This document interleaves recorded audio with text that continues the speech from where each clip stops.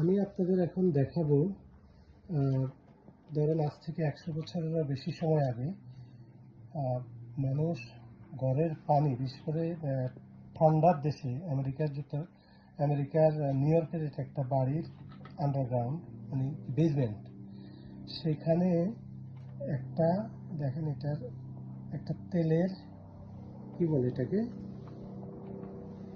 Container,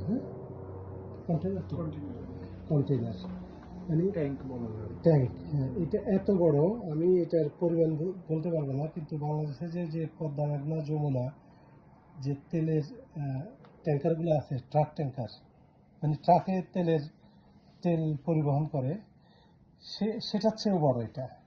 তো এটার উদ্দেশ্য হচ্ছে এই বাসার শীতকালে বাসার পানি এবং বাসাকে গরম রাখার জন্য তেল পুড়িয়ে এটা করা হয়, তাই তো? তেল পুড়িয়ে বাষ্প করে ঘর গরম করা হতো এবং পানি গরম করা হতো। এটা সম্ভবত আগের যখন ইলেকট্রিসিটি বা গ্যাসের প্রযুক্তি আসার আগের ঘটনা বোধ হয়। তো আমাদের একজন বড় ভাই এলাকার, উনি বাড়িটা কিনেছেন, কিনে বেসমেন্টে উনি এখন হিটিংয়ের জন্য ইলেকট্রিসিটি ইউজ করতেছে উনি,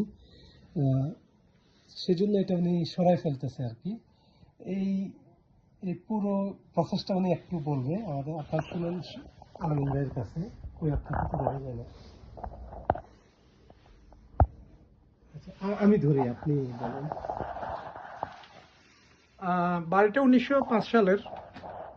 তখন তেল দিয়েই হিটিং সিস্টেম ছিল আর কি।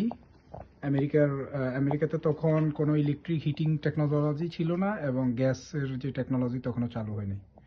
তো তেলগুলা রাখার জন্যই এই বাড়িতে এত বড় একটা ট্যাঙ্ক রাখা হতো বেসমেন্টে। এটার ভিতরে কি পরিমাণ তেল ধরে বলে আপনার ধারণা, বা আপনি জানেন কিনা? এটা সবগুলা সেম সাইজ না, ডিপেন্ডস করে মেজারমেন্ট। আমার এটাতে প্রায় 500 গ্যালনের উপরে তেল ধরতো, 500 গ্যালনের উপরে। তো এটার মুখ আছে ঠিক গাড়ির মতো, বাড়ির বাইরে মুখ আছে এটা পানি তেল ঢালার জন্য। ঠিক গাড়ি যেরকম খুলে ওখানে আছে। তো সিটিরে কল দিলে তেল কোম্পানি তেল কোম্পানিতে কল দিলে ওরা ট্রাকে করে আইসা বাইরে ঢালেই ওরা চলে যায়। তো পরে এখান থেকে একটা লাইন গেছে, আবার এই লাইনটা দিয়ে একটা আবার বার্নার আছে অন্য একটা রুমে। ওই বার্নারে যাইয়া তেলটা ওখানে খুব দ্রুত বার্ন হয় এবং ওখানে আগুন ধরে ওই বার্নিং এর ভিতরে। আর ওটার সাথে আমার ওয়াটারের লাইন থাকে, ওটা স্ট্রিমিং হয়ে এবার প্রত্যেকটা ইউনিটে যাইয়া ওখানে গিয়ে এবারে ওই থাকে রেডিয়েটরের মাধ্যমে বাষ্পগুলা ছাড়ে, আর এইভাবেই ঘরগুলো গরম থাকতো তখন। তাহলে বেসমেন্টটা মূলত ইউজ করা হতো যে হিটিং সিস্টেম, তারপরে গরম পানির ট্যাঙ্ক।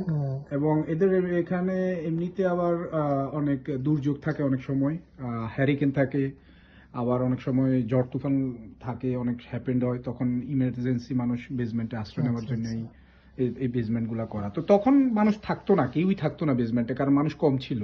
নিউ ইয়র্ক সিটিতে এখন পপুলেশন এত বেশি, এখন বলতে গেলে মানুষ বেসমেন্টে থাকতে বাউন্ড, মন না চাইলে থাকতে হবে, এবং সিটিও জানে থাকে। এবং আমরা এখন একটু বিরতি নিই।